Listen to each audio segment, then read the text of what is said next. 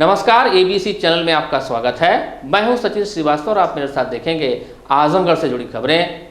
आइए नजर डाल लेते हैं आज की खास खबरों पर। खबर के प्रायोजक हैं Sarvodaya public school, Harbanshpur, Azamgarh. Admission open for classes nursery to 9th and 11th। Sai international school, Pura Pande, Bhaduli Bazar. Affiliated to ICSE board, new Delhi. Azamgarh का best English medium school. Admission open. GD global school, Kartalpur bypass, Azamgarh. Admission open for classes nursery to 9th and 11th। Science, commerce and humanities. Kashi Gomti jewellers, a wing of Kashi Gomti group, निकट भंवरनाथ मंदिर, Ayodhya road, Azamgarh. HMPS, Kartalpur bypass, Sarai Mandraj, Azamgarh. Admission open nursery to class 9th and 11th। जिले का एकमात्र fully air condition school और lifestyle furniture, Belnadi, Azamgarh. 25 मार्च 2025 को योगी आदित्यनाथ सरकार अपने सत्ता में 8 साल पूरे कर लेगी, जो उत्तर प्रदेश के सबसे लंबे समय तक सेवा देने वाले मुख्यमंत्री के रूप में एक ऐतिहासिक उपलब्धि होगी। सरकार इस अवसर को विशेष कार्यक्रमों और नई नीतिगत घोषणाओं के साथ मनाने की तैयारी कर रही है। प्रमुख उपलब्धियों में कानून व्यवस्था में सुधार, बुनियादी ढांचे का विकास, आर्थिक वृद्धि और किसानों, युवाओं व महिलाओं के लिए कल्याणकारी योजनाएं शामिल हैं। इसी को लेकर शनिवार को मुख्य विकास अधिकारी परीक्षित खटाना ने विकास भवन के सभागार में जनपदीय स्तरीय अधिकारियों के साथ बैठक की। बैठक में उन्होंने उत्तर प्रदेश सरकार की 8 वर्ष में सेवा, सुरक्षा और सुशासन की दिशा में प्राप्त की गई अभूतपूर्व उपलब्धियां का खाका रखा, जिनको जनसामान्य तक पहुंचाने को 25, 26 एवं 27 मार्च को जिले में समारोह आयोजित होगा। बैठक में CDO ने बताया कि जनपद स्तर पर मुख्य कार्यक्रम आयोजन हरिओद कला केंद्र में किया जाएगा। यहाँ सभी विभागों के स्टॉल लगाए जाएंगे। प्रत्येक स्टॉल पर फिजिकल डिस्प्ले किया जाएगा। जनपद स्तर के साथ तहसील, ब्लॉक स्तर पर भी 3 दिवसीय कार्यक्रमों का आयोजन होगा, जिसमें विभागीय स्टॉल के माध्यम से जनसामान्य को सरकार द्वारा संचालित योजनाओं की जानकारी देने के साथ साथ लाभार्थियों के अनुभव साझा किए जाएंगे। लाभार्थियों को सम्मानित भी किया जाएगा। देखिए, उत्तर प्रदेश सरकार द्वारा 25, 26 और 27 तारीख को माननीय मुख्यमंत्री जी की यशस्वी लीडरशिप में जो 8 वर्ष पूर्ण हुए हैं और केंद्र सरकार के जो 10 वर्ष पूर्ण हुए हैं, उस संबंध में 3 दिवसीय जो है गोष्ठियाँ और मेले इत्यादि का आयोजन, प्रदर्शनियों का आयोजन जनपद स्तर पे किया जाना है, जिसको विधानसभा स्तर और ब्लॉक स्तर पे भी किया जाएगा।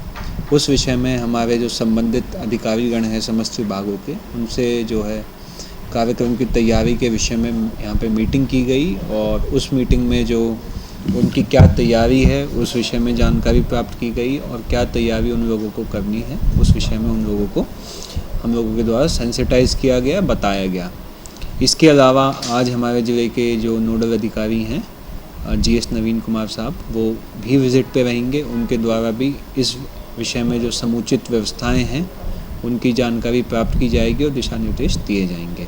ये बहुत ही महत्वपूर्ण आयोजन है और सरकार की ये मंशा है कि ज़्यादा से ज़्यादा लोगों को हम इस विषय में अवगत करवा पाएँ कि पिछले 8 वर्षों में माननीय मुख्यमंत्री जी की लीडरशिप में जो कार्य हुए हैं लोगों तक उनको पहुँचाया जाए, ताकि लोग भी अधिक से अधिक योजनाओं से लाभान्वित आगे होते रहें।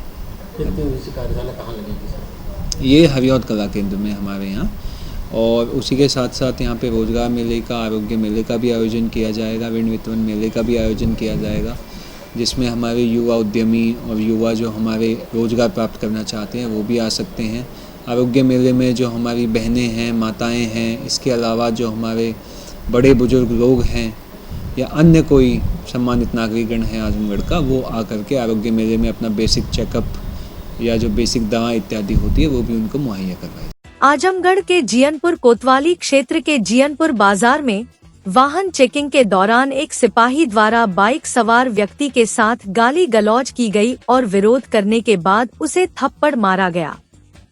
इसके बाद आरोप है कि उसका फोन भी छीन लिया गया। सिपाही की इस हरकत का किसी ने वीडियो बना लिया जो सोशल मीडिया पर वायरल हो गया। वायरल वीडियो में पीड़ित व्यक्ति कह रहा है कि पुलिस को चालान काटने का अधिकार है, गाली गलौज और थप्पड़ मारने का अधिकार नहीं है। इसके बाद भी सिपाही ने मेरे साथ मारपीट और गाली गलौज की।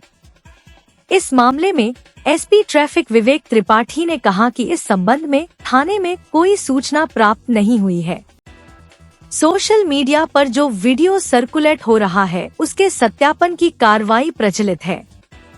जांच कराकर दोषी पाए जाने पर संबंधित सिपाही के खिलाफ कार्रवाई की जाएगी और यह सुनिश्चित किया जाएगा कि पुलिस कर्मियों का व्यवहार जनता के प्रति अच्छा रहे, ज्यादती न की जाए। वीडियो संज्ञान में आया है जिसमें एक व्यक्ति आरोप लगा रहा है कि एक सिपाही द्वारा उसके साथ मारपीट की गई है और उसका कैमरा छीन लिया गया, मोबाइल छीन लिया गया है। इस संबंध में थाने पे अभी कोई सूचना प्राप्त नहीं हुई है और जो वीडियो सर्कुलेट हो रहा है उसकी सत्यापन की कार्रवाई प्रचलित है। सिपाही का नाम भी उसमें लिखा आ रहा है, तो उसमें जांच करा करके जो विधि सम्मत कार्रवाई होगी वो की जाएगी। अनुशासनात्मक कार्रवाई अगर दोषी पाया जाएगा तो की जाएगी और ये सुनिश्चित किया जाएगा कि सबका पुलिसकर्मियों का व्यवहार जनता के प्रति उचित रहे और जो उनके साथ कोई जाति ना हो, चेकिंग हो लेकिन उनके साथ कोई दुर्व्यवहार ना हो, ये सुनिश्चित किया जाए।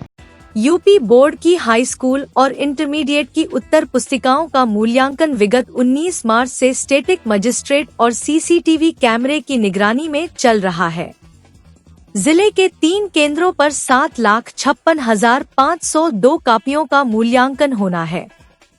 GGIC Azamgarh, Shibli inter college, DAV inter college में उत्तर पुस्तिकाओं का मूल्यांकन हो रहा है।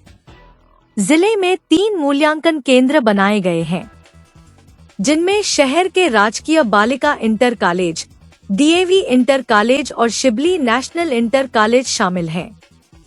शिबली नेशनल इंटर कॉलेज में 1,463, राजकीय बालिका इंटर कॉलेज आजमगढ़ में 1,025 और डीएवी इंटर कॉलेज में 1,348 परीक्षक उत्तर पुस्तिकाओं के मूल्यांकन के लिए लगाए गए हैं। डीआईओएस उपेंद्र कुमार ने बताया कि परीक्षकों को 2 अप्रैल तक 10वीं और 12वीं की कापियों की जांच पूरी करनी है।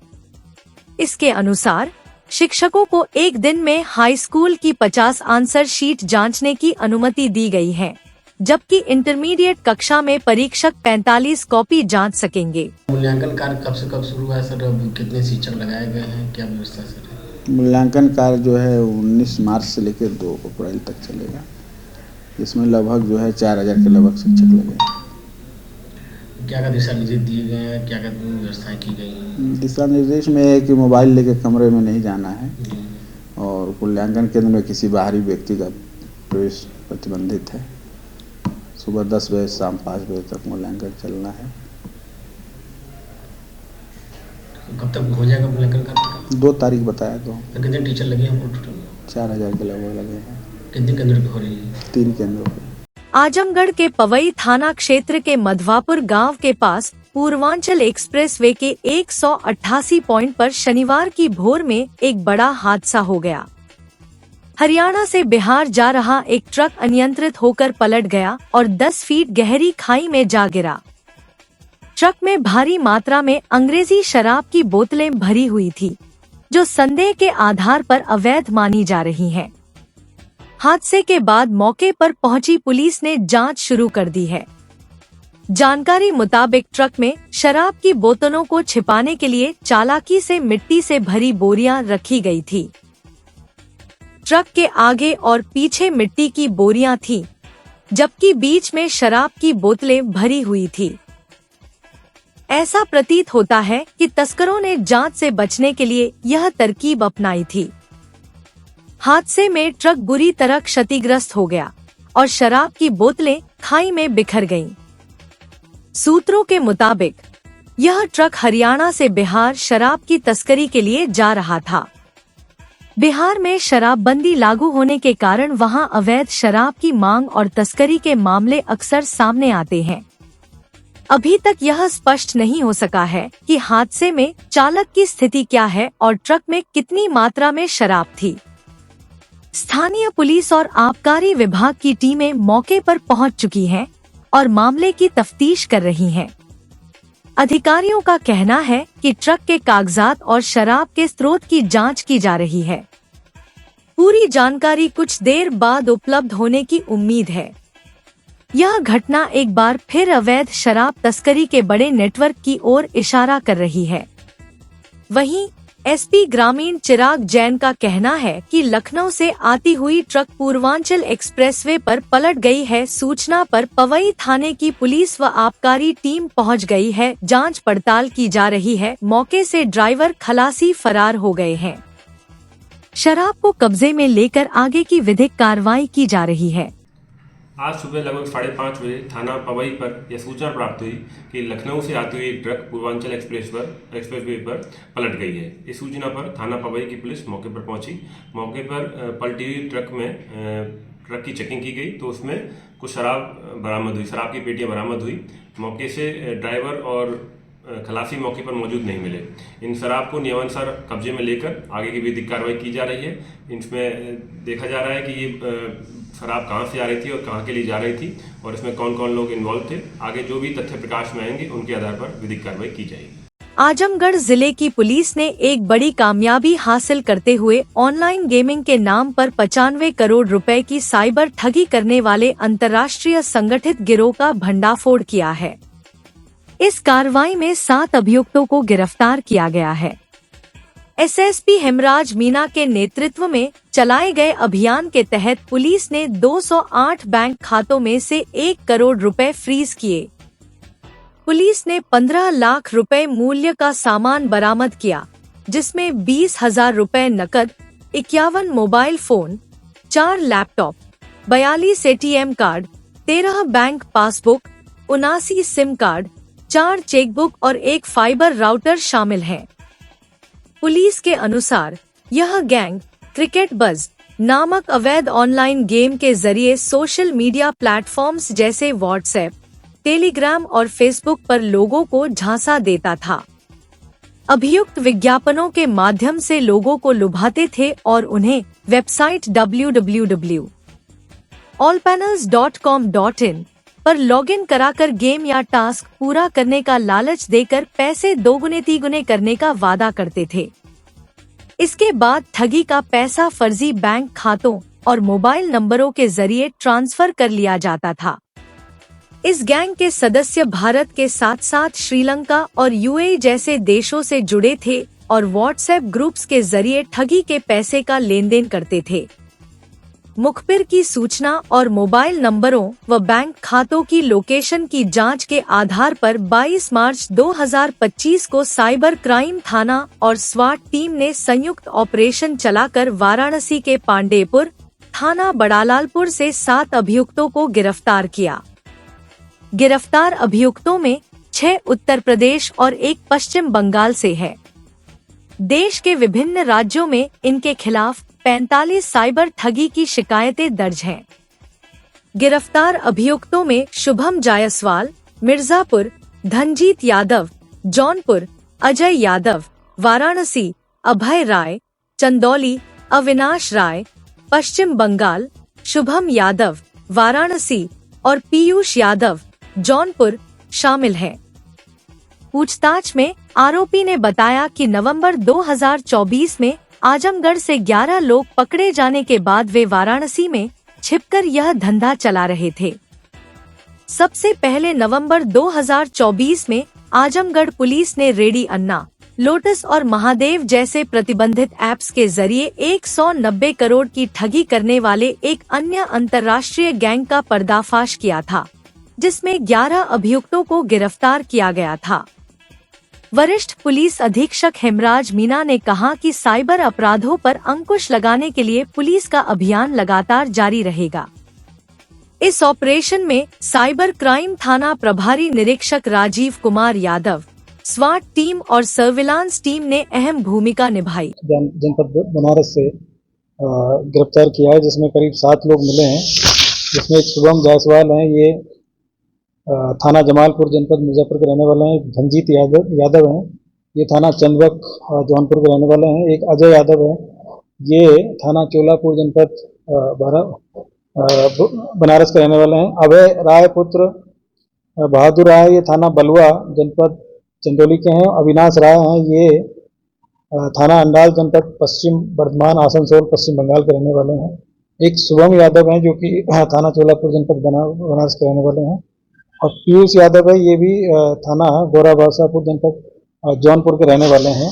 और इन सब लोगों के पास से करीब 15 लाख रुपए का सामान, जिसमें 51 मोबाइल फोन इनके पास से बरामद हुए हैं, 4 लैपटॉप इनके पास से बरामद हुए हैं, और 42 ATM कार्ड हैं, 13 बैंक की पासबुक हैं, और करीब 80 सिम कार्ड इनके पास से मिले हैं, 4 बैंक की पासबुक मिली है, और एक फाइबर का जो राउटर है वो इनके पास से बरामद हुआ है।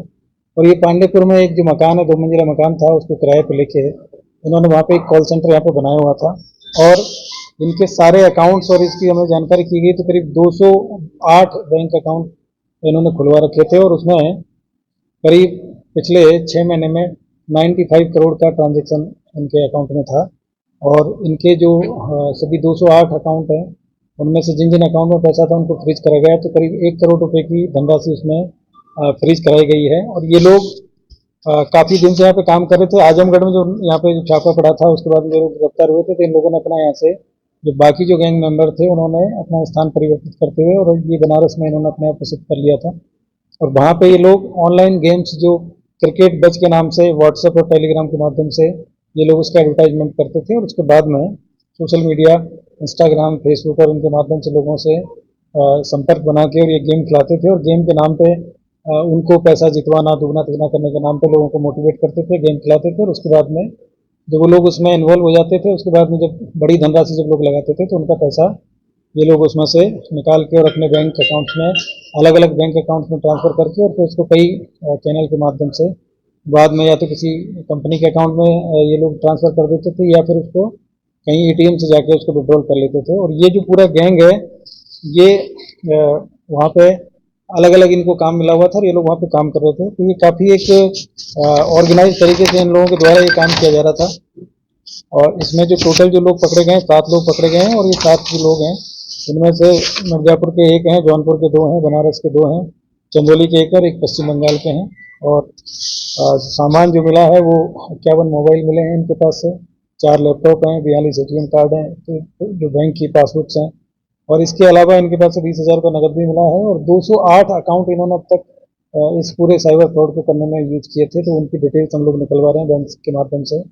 और उसमें जो ट्रांजैक्शन है वो करीब 95 करोड़ का ट्रांजैक्शन तो हम लोगों ने अभी तक उसको एनालिसिस किया है। बाकी चीज़ पर भी काम चल रहा है। तो ये काफ़ी ऑर्गेनाइज तरीके से एक जो गैंग यहाँ पे काम कर रहा था, पहले आजमगढ़ में पकड़े गए थे, और उन्हीं के जो साथी है फिर यहाँ पकड़े गए हैं। और बड़ी संख्या में ये लोगों को मोटिवेट कर लेते हैं, और आजकल सोशल मीडिया के माध्यम से और जो भी सोशल मीडिया प्लेटफॉर्म्स हैं उनके माध्यम से लोगों को मोटिवेट करते हैं, और उसके बाद में फिर उनका पैसा ये ठगने का काम करते हैं। तो काफ़ी अच्छी जो कार्रवाई है हमारी जो साइबर थाने की जो टीम है उसके द्वारा की गई है। इसके लिए मेरे द्वारा जो पूरी टीम है उसको 25,000 रुपये का नगद पुरस्कार इसमें दिया जा रहा है। और बाकी जो पूर्व में 11 लोग पकड़े गए थे, और ये 7 लोग भी पकड़े गए हैं। अभी इसमें इनके जो मास्टरमाइंड हैं और जो लोग इनको ऊपर से जो इनको खिलाते हैं और जो ऑर्गेनाइज कर रहे हैं, जिन पे हम लोग काम कर रहे हैं, उनके जो बैंक अकाउंट्स के माध्यम से, उनके जो मोबाइल जो आपस में जो उनका कन्वर्जेशन है, वो सारी चीज़ों की जानकारी करके और उन लोगों के बारे में जानकारी की जा रही है। अभी तक ये जो लोग मिले हैं, ये लोग सिर्फ अकाउंट में जो अकाउंट मेंटेन करने का काम, गेम चलाने का काम करते थे। इनका जो और जो इनके जो मास्टरमाइंड है वो अभी तक इसमें पकड़े नहीं गए हैं, उनको ट्रेस आउट किया जा रहा है। उनकी जानकारी इनको भी, मतलब जो गैंग मेंबर पकड़े गए हैं अभी तक, तो ये भी ऊपर वाले लोगों को प्रॉपर तरीके से नहीं जानते हैं। अभी तक कुछ लोगों की जानकारी है, उस पर हमारी टीम काम कर रही है। और एक दूसरी जो चीज़ है कि ये जो लोग हैं, ये बहुत ही स्मार्ट तरीके से सारा काम कर रहे थे, और सारा जो पैसा है वो जो बड़ी कुछ फर्जी कंपनियां इन्होंने रजिस्टर करा रखी है, उनके अकाउंट में ट्रांसफ़र कर दे रहे हैं। कुछ लोगों के द्वारा ATM से विड्रॉल करके और कुछ सामान की परचेजिंग भी की गई है। तो हम लोग इस पर काम कर रहे हैं। और इसमें इन्होंने जो मोबाइल जो होता है इनके पास में, जो इनसे भी जो लोग संपर्क करते हैं, तो उसको इन्होंने कॉल स्पूफिंग करके, और उसमें जो नंबर है वो इंटरनेशनल कॉलिंग का नंबर होता है।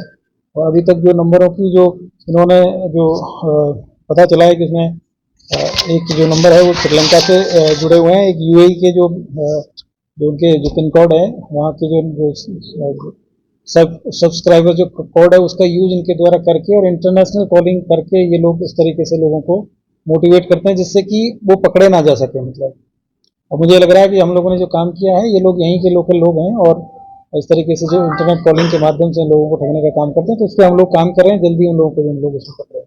सर, इस पूरे मामले में श्रीलंका, यूएई और भारत में ये लोग कैसे नेटवर्क बनाए हुए थे? क्या ग्रुप के माध्यम से बनाए थे या टेलीफोनिक वार्ता भी लोगों के बीच में होती थी किसी से?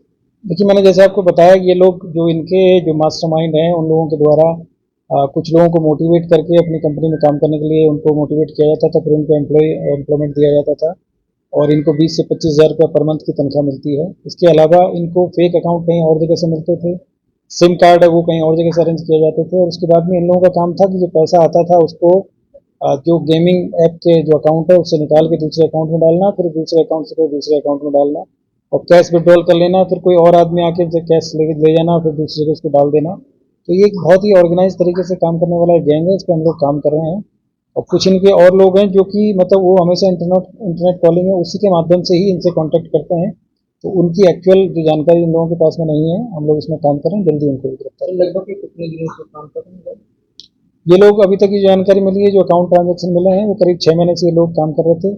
पिछली बार जब आजमगढ़ में यहाँ पे जो गैंग पकड़ा गया था, तो उसके बाद में इन्होंने अपने सारे अकाउंट पुराने थे वो बंद कर दिए थे और उसके बाद में फिर नए अकाउंट खोल के फिर इन्होंने फिर से काम शुरू किया गया। तो वो पुरानी जो अकाउंट्स थे उनकी भी हम लोग जानकारी कर रहे हैं कि वो कब तक इन्होंने ऑपरेट किए थे। और उसके बाद में ये जो नए अकाउंट इन्होंने लिए हैं, क्योंकि अकाउंट इनके पास में सारे फेक अकाउंट्स हैं और 208 अकाउंट की डिटेल तो इनके पास से मिली है। जो पहले जो गैंग मिला था उनके पास में भी कई सारे अकाउंट्स थे, सिम कार्ड भी इनके पास बहुत मिले हैं, मोबाइल इनके पास में अभी 51 मोबाइल मिले हैं और 4 इनके पास से जो लैपटॉप हैं वो मिले हैं, ATM कार्ड है वो भी बड़ी मात्रा में मिले हैं। तो हम लोग इस पर काम कर रहे हैं और ये काफ़ी एक बड़ा एक गैंग है जो कि ऑर्गेनाइज तरीके से काम कर रहे हैं। लगभग कितने दिनों से काम कर रहे हैं? ये लोग अभी तक की जानकारी मिली है, जो अकाउंट ट्रांजेक्शन मिले हैं वो करीब 6 महीने से ये लोग काम कर रहे थे। पिछली बार जब आजमगढ़ में यहाँ पे जो गैंग पकड़ा गया था, तो उसके बाद में इन्होंने अपने सारे अकाउंट पुराने थे वो बंद कर दिए थे और उसके बाद में फिर नए अकाउंट खोल के फिर इन्होंने फिर से काम शुरू किया गया। तो वो पुरानी जो अकाउंट्स थे उनकी भी हम लोग जानकारी कर रहे हैं कि वो कब तक इन्होंने ऑपरेट किए थे। और उसके बाद में ये जो नए अकाउंट इन्होंने लिए हैं, क्योंकि अकाउंट इनके पास में सारे फेक अकाउंट्स हैं और 208 अकाउंट की डिटेल तो इनके पास से मिली है। जो पहले जो गैंग मिला था उनके पास में भी कई सारे अकाउंट्स थे, सिम कार्ड भी इनके पास बहुत मिले हैं, मोबाइल इनके पास में अभी 51 मोबाइल मिले हैं और 4 इनके पास से जो लैपटॉप हैं वो मिले हैं, ATM कार्ड है वो भी बड़ी मात्रा में मिले हैं। तो हम लोग इस पर काम कर रहे हैं और ये काफ़ी एक बड़ा एक गैंग है जो कि ऑर्गेनाइज तरीके से काम कर रहे हैं। खेल निदेशालय उत्तर प्रदेश लखनऊ के तत्वावधान में ओपन स्टेट आमंत्रण सीनियर पुरुष कबड्डी प्रतियोगिता का आयोजन 22 से 24 मार्च 2025 तक क्षेत्रीय खेल कार्यालय में किया जा रहा है। उक्त प्रतियोगिता में प्रदेश की 10 उत्कृष्ट टीमें गोरखपुर, वाराणसी, प्रयागराज, मऊ, बलिया, गाजीपुर, जौनपुर, प्रतापगढ़, भदोही एवं आजमगढ़ ने प्रतिभाग किया। प्रतियोगिता का उद्घाटन मुख्य अतिथि ध्रुव सिंह, जिलाध्यक्ष बीजेपी लोकसभा सदर आजमगढ़ एवं विशिष्ट अतिथि सुल्तान सिंह, युवा कल्याण अधिकारी आजमगढ़ द्वारा खिलाड़ियों से परिचय प्राप्त कर किया गया। स्वागत के क्रम में सिराजुद्दीन क्रीड़ाधिकारी आजमगढ़ द्वारा मुख्य अतिथि को बुके एवं स्मृति चिन्ह भेंट कर एवं विशिष्ट अतिथि को बैज लगाकर सम्मानित किया गया। इसके बाद मुख्य अतिथि ने अपने संबोधन में आए हुए समस्त खिलाड़ियों को प्रोत्साहित किया गया। आज का पहला उद्घाटन मैच आजमगढ़ बनाम मऊ के बीच खेला गया, जिसमें मऊ ने आजमगढ़ को 32-26 से पराजित किया। दूसरा मैच प्रतापगढ़ बनाम जौनपुर के बीच खेला गया, जिसमें जौनपुर ने प्रतापगढ़ को 18-9 से पराजित किया। तीसरा मैच गाजीपुर बनाम ग्यारखपुर के बीच खेला गया, जिसमें गाजीपुर ने गोरखपुर को 32-15 से पराजित किया।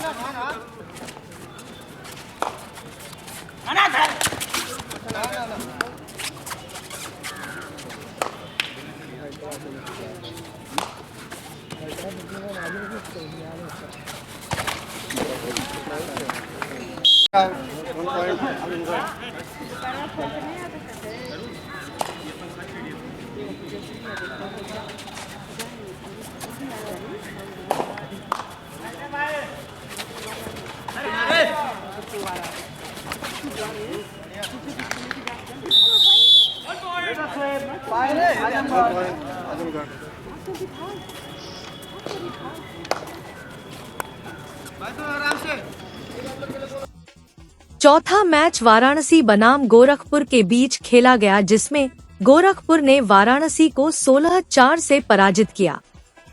इस अवसर पर मुख्य रूप से जयप्रकाश यादव उपक्रीड़ाधिकारी आजमगढ़, एहसान अहमद अध्यक्ष जिला कबड्डी संघ आजमगढ़, अनिल तिवारी, लव यादव, माया प्रसाद राय, भूपेंद्र वीर सिंह, मोहम्मद इरफान, मिथिलेश यादव, अरविंद कन्नौजिया आदि गणमान्य लोग उपस्थित थे। खेल निदेशालय उत्तर प्रदेश के तत्वाधान में क्षेत्रीय खेल कार्यालय आजमगढ़ द्वारा ओपन स्टेट पुरुष कबड्डी प्रतियोगिता का आयोजन दिनांक 22 मार्च से 24 मार्च तक आयोजित किया जा रहा है। प्रतियोगिता का उद्घाटन भारतीय जनता पार्टी के जिलाध्यक्ष श्रीमान ध्रुव सिंह के द्वारा किया गया। भाग लिया। इस प्रतियोगिता में उत्कृष्ट 10 टीमें प्रतिभाग कर रही हैं, जिसमें आजमगढ़, मऊ, बलिया, गोरखपुर, प्रयागराज, भदोही, प्रतापगढ़, बनारस, गाजीपुर की टीमें प्रतिभाग कर रही हैं। ये खेल को बढ़ावा देने के उद्देश्य से ये प्रतियोगिता आयोजित की जा रही है। इस प्रतियोगिता के माध्यम से बच्चों का देखा जाएगा कि आगे उनका क्या चयन किया जा सकता है। करतालपुर बाईपास स्थित जीडी ग्लोबल स्कूल में बैगलेस एक्टिविटी के अंतर्गत विश्व जल दिवस के अवसर पर जीडी ग्लोबल के विद्यार्थियों द्वारा सेव वाटर सेव लाइफ संदेश को प्रसारित करने हेतु विद्यालय से चंद्रमा ऋषि आश्रम तक साइकिल रैली निकाली गई, जिसका उद्देश्य लोगों को जल संरक्षण करने के लिए प्रेरित करना। विद्यालय निदेशिका स्वाति अग्रवाल, प्रबंधक गौरव अग्रवाल, कार्यकारी निदेशक श्रीश अग्रवाल और प्रधानाचार्य दीपाली भुस्कुटे ने संयुक्त रूप से हरी झंडी दिखाकर विद्यालय कैंपस से साइकिल रैली का शुभारंभ किया। इस रैली का समापन स्थल श्री चंद्रमा ऋषि की तपोस्थली थी। वहां तमसा और सिलनी नदी का पवित्र संगम है। उक्त स्थल पर विद्यार्थियों ने जल संरक्षण का संकल्प लिया। विद्यालय निदेशिका स्वाति अग्रवाल जी ने बच्चों को संबोधित करते हुए कहा कि जल ब्रह्मांड का अनमोल तत्व है, इसके बिना जीवन संभव नहीं है। संरक्षित करना हर मानव का कर्तव्य है। विद्यालय की प्रधानाचार्य दीपाली ने बताया कि इस प्रकार क्रियात्मक गतिविधि से बच्चों में प्राकृतिक तत्वों के प्रति लगाव उत्पन्न होता है और वे उसके महत्व को समझते हुए उसके संरक्षण हेतु दृढ़ संकल्पित होते हैं।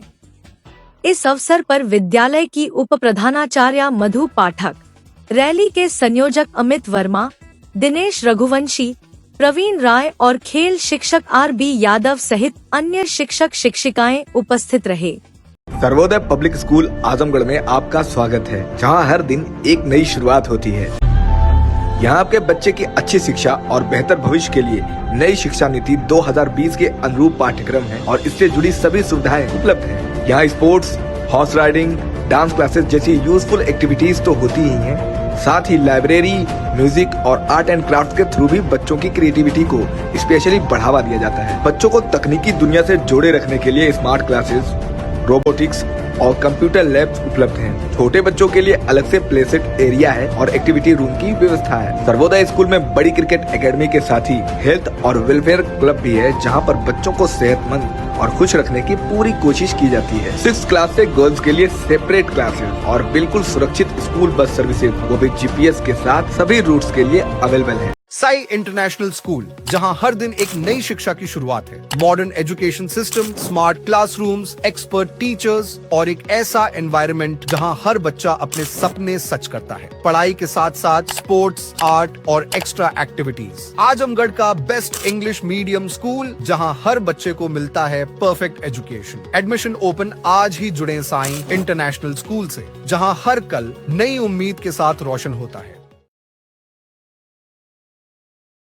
Kashi Gomti jewellers, a wing of Kashi Gomti group, निकट भंवरनाथ मंदिर, अयोध्या रोड, आजमगढ़।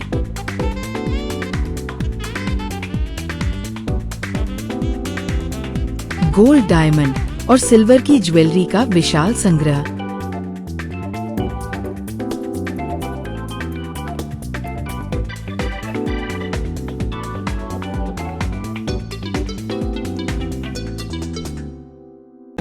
शादी के गहनों का संपूर्ण पैकेज मात्र 1,51,000 रुपए में। शुद्धता की 100% गारंटी। खूबसूरत लम्हों को बनाएं और यादगार। पहुँचे काशी गोमती ज्वेलर्स, निकट भंवरनाथ मंदिर, Ayodhya road, Azamgarh. Lifestyle furniture, Belnadi, Azamgarh. सभी प्रकार के फर्नीचर एवं इलेक्ट्रॉनिक सामानों की भरपूर रेंज उपलब्ध। हमारे यहाँ EMI की सुविधा 0% ब्याज पर उपलब्ध। इलेक्ट्रॉनिक सामानों में LED TV, refrigerator, washing machine, air conditioner, air cooler, deep freezer, water cooler, mixer, juicer, iron, fan, induction, battery, inverter, electric geyser, gas geyser, आटा चक्की इत्यादि। फर्नीचर के सामानों में बेड, गद्दा, सिंगारदान, अलमीरा, sofa, table, chair, rack, stool, संदीली, सीढ़ी, डाइनिंग टेबल, झूला आदि। शादी विवाह की हो तैयारी या ऑफिस और घर के लिए सामानों की करनी हो खरीदारी, पहुँचिए lifestyle furniture, Belnadi, Azamgarh. Harishchandra Mishra public school, Kartalpur bypass, Sarai Mandraj, Azamgarh. Affiliated to CBSE new Delhi. Admission open nursery to class 9th and 11th। जिले का एकमात्र फुली एयर कंडीशन स्कूल। अनुभवी टीचिंग स्टाफ। Smart classes. सभी कक्षाओं की CCTV से निगरानी। केमिस्ट्री, फिजिक्स, बायोलॉजी, कंप्यूटर और मैथ की अत्याधुनिक लैब। हरा भरा खेल का मैदान, स्विमिंग पूल, योग और ध्यान केंद्र। Transport facility available. अच्छी तरह से सुसज्जित ऑडियो विजुअल के साथ 100% डिजिटल परिसर। विशाल पुस्तकों के संग्रह के साथ library. HMPS, Kartalpur bypass, Sarai Mandraj, Azamgarh. GD Global School, Kartalpur bypass, Azamgarh. Admission open for classes nursery to 9th and 11th. Science, Commerce and Humanities. Special offer for new students: 100% waiver on admission fee for classes nursery to UKG. 100% discount on admission fee on third child. 50% discount on admission fees for classes 1st to 2nd. 25% discount on admission fees for classes 3rd to 8th. For admission contact GD Global School, Kartalpur bypass, Azamgarh.